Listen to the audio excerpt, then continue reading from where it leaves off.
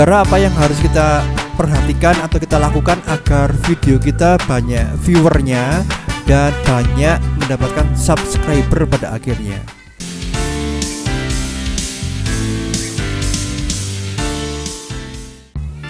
Baik, untuk menjawab pertanyaan tersebut kita akan belajar bersama-sama. Kita akan menganalisa bagaimana sih ceritanya sampai video kita itu dilihat oleh orang lain di YouTube. Oke, yang pertama kan gini, setelah kita upload video ke YouTube, video kita diapain sih oleh YouTube sampai orang bisa lihat video kita? Yang pertama, si YouTube akan merekomendasikan video kita ke orang-orang lain yang relevan, yang menurut YouTube layak untuk menonton video kita.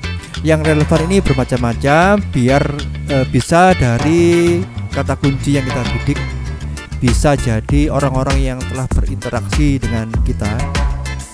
Baik, yang kita bahas pertama kali adalah YouTube merekomendasikan video kita ke viewer kita yang penasaran.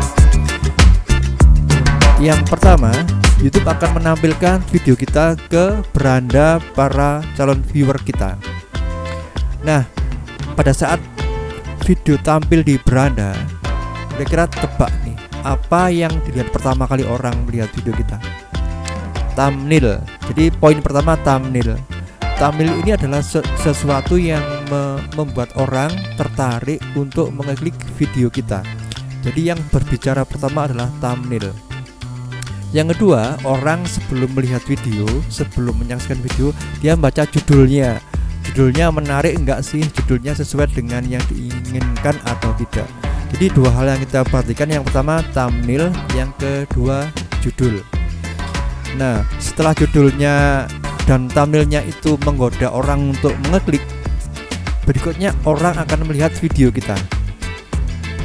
Nah, sambil melihat video, ternyata si YouTube ini menunggu respon orang. Respon orang tersebut setelah melihat video kita bagaimana? Dan respon yang diharapkan YouTube adalah orang suka kepada video kita, dan artinya video kita berkualitas. Bicara masalah kualitas ini kan relatif, ini tergantung masing-masing orang. Jadi tidak ada besaran yang bisa mengukur secara signifikan.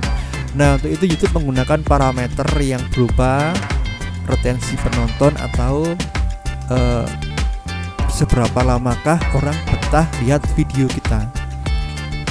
Jadi yang bisa kita petik poin yang pertama adalah thumbnail, yang kedua judul, yang ketiga retensi penonton.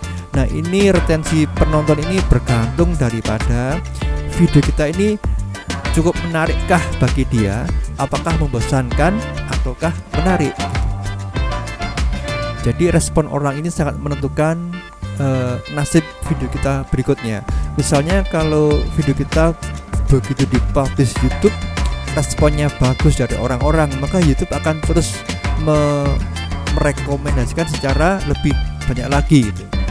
Ini saya ketahui setelah saya mencoba upload beberapa video, kan saya juga penasaran nih bagaimana sih ceritanya, bagaimana bisa video saya dilihat oleh orang gitu.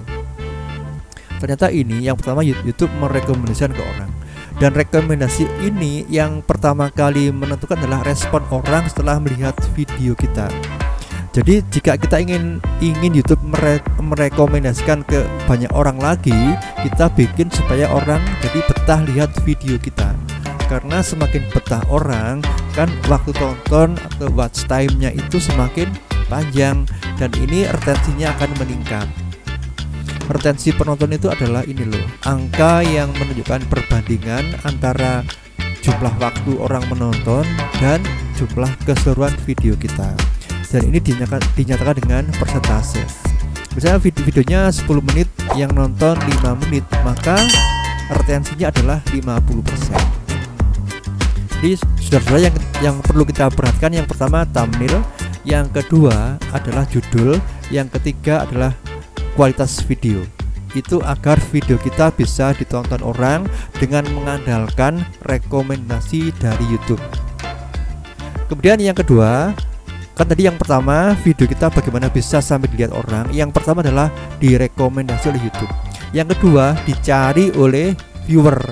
kalau yang dicari oleh viewer ini yang aktif adalah orang yang mencari video kita. Jadi orang mencari video kita dengan cara mengetikkan kalimat atau kata di dalam kolom pencarian YouTube.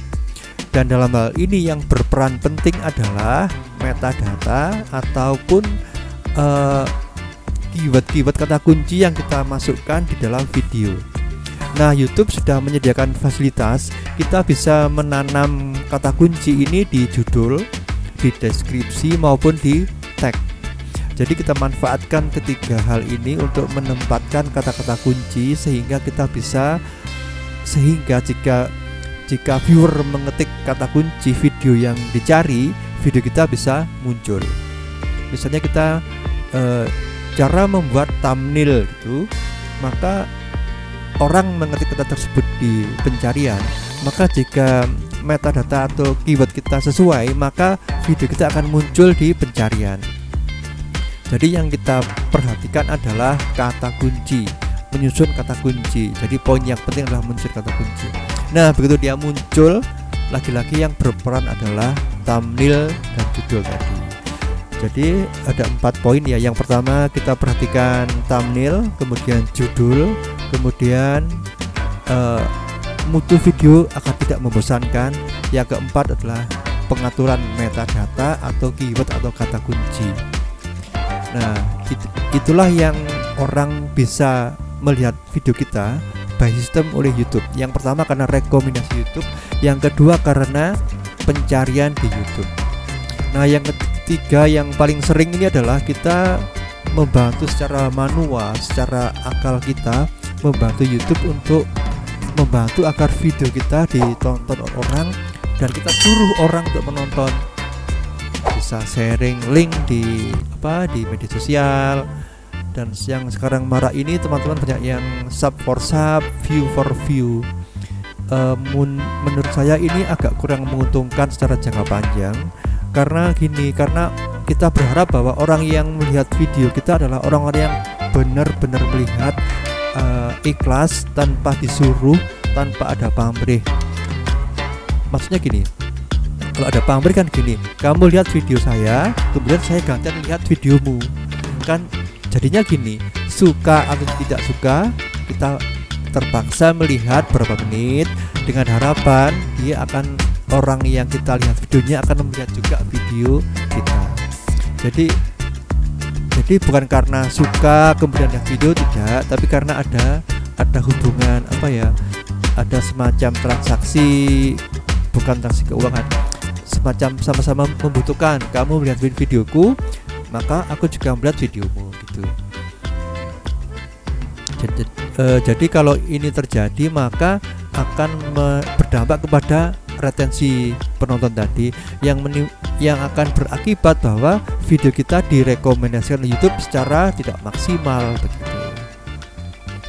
Jadi ada 4 hal yang perlu kita perhatikan. Yang pertama thumbnail, kemudian judul, kemudian mutu video agar tidak bosan, kemudian yang keempat adalah penggunaan keyword atau kata kunci dalam metadata video kita.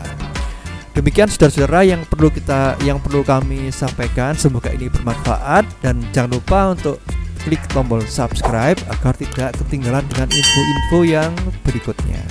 Sekian, terima kasih, semoga sukses.